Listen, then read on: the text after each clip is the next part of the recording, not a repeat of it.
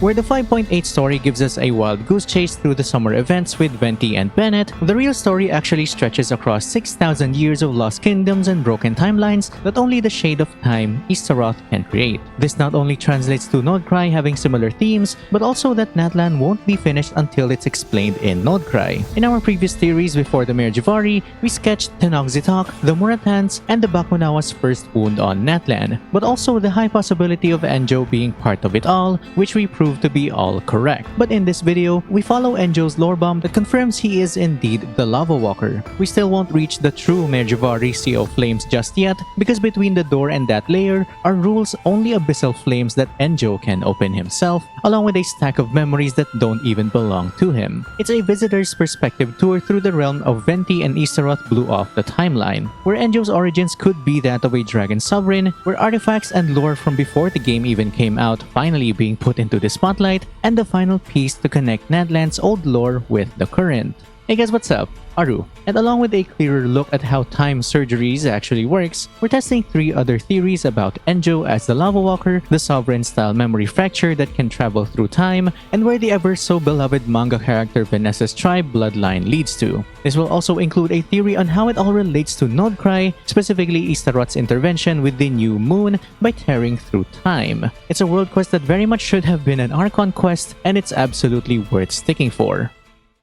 Thousands of years ago in Natlan, Xbalanque, the first Pyro Archon, unified the tribes and ended the draconic rule of Xiuhcoatl. After this era, his follower, Ochkan, rose and later fell to corruption, triggering a civil war that scattered Xbalanque's people. Those who remained lived in the worst areas to live in within Natlan, which ended up being where the Mare Jivari was, an exiled branch of Natlan's missing Anemo tribe who kept the memory of the sun and wind, a culture shaped by Pyro and Anemo, while the other branch left entirely and became the Muratans, a line that eventually includes Vennessa in Mondstadt. The questlines ENJOU/Lava Walker link and Venti's Istaroth time surgery implied that the Mare Jivari was shunted or sealed off the timeline and preserved as a time-shared refuge for these descendants. Those who refused to abandon their homeland kept it alive off of the timeline but never really erased. This brings to light the lineage of all red-haired Natlanese within the game, which includes Xbalanque, Ochkan, Mawika, and the rest of its people as the Anemo tribe, with Tenoch being a Muratan/Mare Jivarian who didn't have a tribe of his own that united the 6 tribes 500 years ago. In the quest The Last Survivor of Tenochtitlan, the traveler and Citlali enters the Mare Jivari and defeat a permeation of the Bakunawa. ENJOU can't really get in here alone and defeat the Bakunawa, so he follows our lead. After the fight, he gives us a flower that becomes the Lava Walker artifact, recites the Lava Walker's exact line, and promises that if he remembers his name, he'll be sure to tell us. But after defeating the Bakunawa 3 times, we find that his name might just be Noct, meaning not, which implies the meaning nothing in Scottish, which actually fits with his homeless origin and no real ties to anything. We also receive the avatar Scholar who crossed the Mare Jivari. This not only solidifies ENJOU being the Lava Walker, but also that his origins could point to someone way older than Zhongli. Now inside of the quest, ENJOU does his usual ENJOU thing, deflecting questions, dropping history bombs, and then vanishes with more questions than answers. He claims that he holds memories of Salvandagnir, Enkanomiya, Gurabad, Remuria, and Ochkanatlan, the Gwili Assembly, as well as Surumi, but says that none of these memories belong to him, only functioning as passing memories like shooting stars. But his origins don't stop at being a Mare Jivarian or Muratan Lava Walker. Just like how the wandering troop found the Mare Jivari 1,000 years ago due to the Mare Jivari and the Bakunawa's time-shifting anomaly, it's as if he also could go to different moments in time and see its memories. He also bears origins from other fallen kingdoms. Now that establishes 2 pillars, a lifespan that stretches across millennia and its owner whose identity is fragmented, with multiple life origins. Now ENJOU is pretty much confirmed to be the Lava Walker. First, the exact quote, "This is the flower that blooms in flames until the fires turn me into ash." Verbatim from the Lava Walker set, and the flower converts into that very artifact in our inventory. Second is the environment test. In the Mare Jivari, the fire tiles damage the traveler but not ENJOU. He can just walk through it unfazed. Third is ENJOU's pyrolector nature, mirroring the Lava Walker's lifelong communion with flame. Fourth is the timing. The Crimson Agate are core to the Lava Walker's circlet, a material that's only available to Rhinnedottir's dragons, which formed after Durin's death in Dragonspine. This confirms that the Lava Walker's journeys are around 300 years ago and was able to take a Crimson Agate from the Bakunawa's corpse to make his Lava Walker's circlet. Yet ENJOU recounts civilizations from long before that era. That mismatch implies extreme longevity or some mechanism that lets a single being carry memories across thousands of years without succumbing to erosion, which is a perfect fit for ENJOU as he is an abyss entity, having memories from 500 years ago all the way to 6,000 years ago and probably even older. Older than Zhongli and older than the primordial one, which points us to the era of dragons and the Moon Sisters, way before the primordial one invaded. Now I'd hazard a guess that he's one of the sinners who focuses on obtaining knowledge and wisdom, which squarely points to Rhinnedottir the Sage. It's a bit of a stretch, but it fits perfectly with ENJOU's pursuit of historical knowledge and wisdom. Now there's actually a second bolder read for ENJOU's origins being older than the Lava Walker, a dragon sovereign-like identity. Neuvillette shows us a similar pattern. When memory returns, so does power. And when memory is sealed, the identity is blurred. This is shown within Fontaine's Archon quest, when Focalors returned his rightful authority back to him. ENJOU's air quotes "memory is not mine" and his elastic lifespan is similar to that, but on a smaller scale. It doesn't prove a draconic lineage, but it does sketch a silhouette, a vague silhouette of his actual form. A primordial being with sharded memory, walking as a lowly abyssal clerk, and once his memories are regained, so too will his realization of purpose and power. And the best candidate for this loss of memories and fragmented memories is the Voyager, who lost his memories and devolved into obscurity along with the first Seelie. Yes, ENJOU could be the Voyager and a more realistic current Voyager compared to my theories with Alice. So trust me when I say we'll get a playable ENJOU in Nod-Krai, similar to Shanyun. Trust me, I promise you. And then we have the survival angle similar to Bennett. Bennett lives on a knife's edge of disaster, charmed by luck and the animal god's winds. ENJOU hints at something similar, just scaled to fire and time. If this was ever saved, a pyro intercession which explains his immunity with searing flames, paired with animo/time intercession which explains his memory jumping from various points in time, could explain why ENJOU can exist inside a temporal furnace and step between its layers without coming apart. It's not really canon, but it is a plausible mechanism to file away as Natlan's and ENJOU's story unfolds. But it doesn't stop there, since ENJOU is only speaking one side of the Animo tribe. From the Genshin manga, Vennessa is Muratan, part of a people whose roots reach back to the Mare Jivari, rather Xbalanque's people, who toppled Mondstadt's aristocracy and founded the Knights of Favonius. It's worth noting that Vennessa is the second group of Natlanese that left in self-exile after the kingdom of Xbalanque and Ochkan fell, while still bearing the curse of leaving Natlan as a Natlanese. So the manga hasn't been explicitly retconned, and Muratans as well as Himiko being in Natlan at some point sits as a soft canon unless contradicted in the game. Now where are the rest of the Muratans, you ask? Well, that's an open question that the Natlan arc is poised to answer. If Muratans did indeed exist, then the Pyro Archon of that era likely bore the name Murata, the Lady of Fire, and the fandom has long of course noticed the Himiko Murata name. Now this might not confirm a design similarity as an Archon per se, but it simply suggests that a Lady of Fire, called Murata, is a name attached to the possible leader who led the Muratans out of Natlan long ago, Archon or not. As for modern descendants, Diluc's vivid red hair is the cleanest visual representation and lore relations to the Ragvinder clan, which might be where Vennessa's tribe went. Nilou is a looser fit with just her red hair, while the strongest tell would be a future character with dark skin and red hair. Red as in red like Himiko's, not red as in Chaska or red as in Rosaria. A combination repeatedly associated with Mare Jivarian and Muratan people, or that they simply release Himiko or per descendant in Mondstadt, which is honestly fine if they do. Until Hoyo actually shows us, then that's still a pin on the board.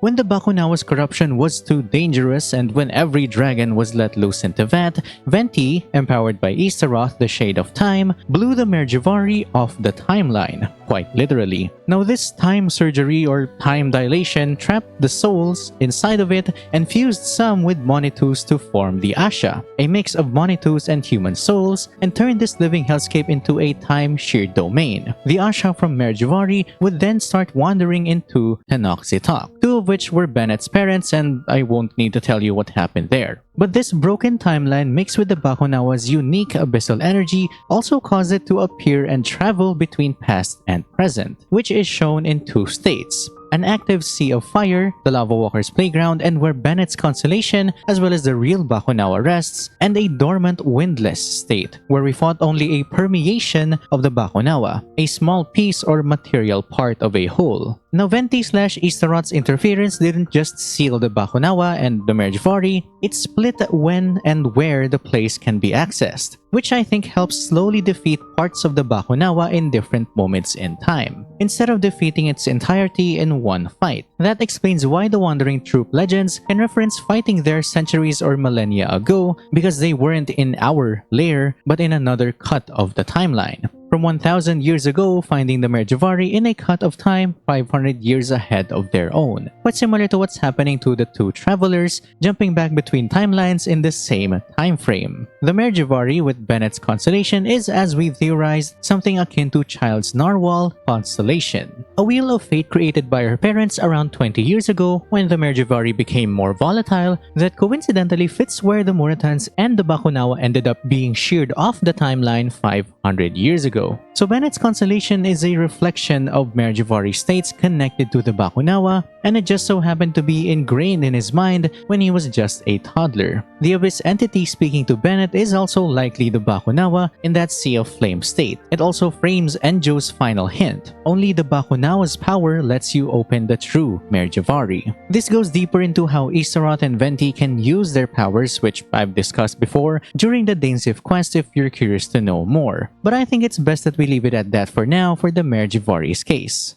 Rhinnedottir engineered the Bakunawa, a mountain-sized dark entity whose immortality, air quotes, comes not from life but from a transcendent abyssal power. It even turned on its maker and swallowed part of her body. During the Cataclysm, it surfaced on Nadland's western border along with other abyssal monsters, devouring the tribespeople of Tenoch-Zitok. The creature proved unkillable and its scattered remains would seek each other to reform itself. To stop it, Tenoch let himself be swallowed after Sanhaj engraved phlogiston onto his chest. Basically a ticking time bomb using phlogiston, using Tenoch as the offering, which would then allow Sanhaj to summon a miniature Night Kingdom inside of the Bakunawa, clashing the powers of the Abyss, the Lord of the Night, and Tenoch's spirit, which detonated the Bakunawa and shattering it, suppressing its birth to literal pieces. Quest notes add that the Bakunawa's growth and power accumulation comes from eating its own kind, implying multiple Bakunawas emerge from its scattered pieces, exist across the Mare Jivari's destroyed timeline, and cannibalize each other toward their original mass in the real Mare Jivari. You could say that the Bakunawa can regenerate like a starfish, but then merge itself into its original form. This behavior is very much different with Durin and Elenas, whose origins trace a gentler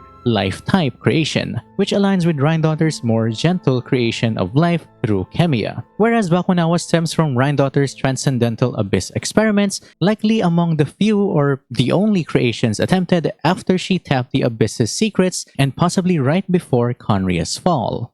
Successive Pyro-Archons then raised a temple to contain it temporarily, which means that Mawika also knows about the Bakunawa's impending resurrection. Reading the disappearance of Mare Jivari as a schedule, that disappearance more likely marks a containment move to keep the monster from slipping into Natlan proper. And per ENJOU's final hint, to reach the true Sea of Fire, you need the Bakunawa's power, implying the next step would need a transcendental abyss power mixed with Istaroth's authority of time. This would explain why the Mare Jivari could resurface and then disappear at different moments in time. Moving on to the heavy theory side, summer events tend to telegraph the next region's themes. If this year's summer event's main plot twist hinges on time-separated zones and is deeply connected to Istaroth and Venti, then Nod-Krai can mirror that with anomalous timelines, ancient technology and powers, and rules that make space and history behave wrong, which already fit with the current moon lore and Nod-Krai, especially after going through the recent Dainsleif quest. Hallucinations, impersonation, and piracy is also a big part of Nod-Krai, and we all experienced that in Tenochtitok's main and world quests. In that design, ENJOU isn't just a cameo. He's a guide archetype for time-shared spaces and old world lores. The one who remembers enough to show us the door, which means that he'll be back again whenever we talk anything remotely about old world lores and theories. Expect Nod-Krai's story to teach us how to bind a temporal wound and then make us walk through it in the new reality. And the main characters of that is going to be Columbina, who is already glitching in reality, and the Moon Sisters, who might honestly have been in cahoots with Istaroth all this time. And there we go, we've covered the last piece of Natlan and cleaned up our backlog of lore of Natlan as well. So the next step is obviously Nod-Krai, and you best be prepared for the amount of lore that we've gathered so far. Oh boy, this is gonna be a lot. If you enjoyed the breakdown and theories, drop a like, and if you want more, consider subscribing and hitting that bell to stay updated to all of my ramblings. Also, share your thoughts. Is ENJOU just the Lava Walker scholar, or is he something far older like the Voyager? But that's it from me. I'll see you guys in the next one. Yeah, as always, like, comment, join, subscribe, the bell for more of my ramblings, and stay mad, theorists. Bye!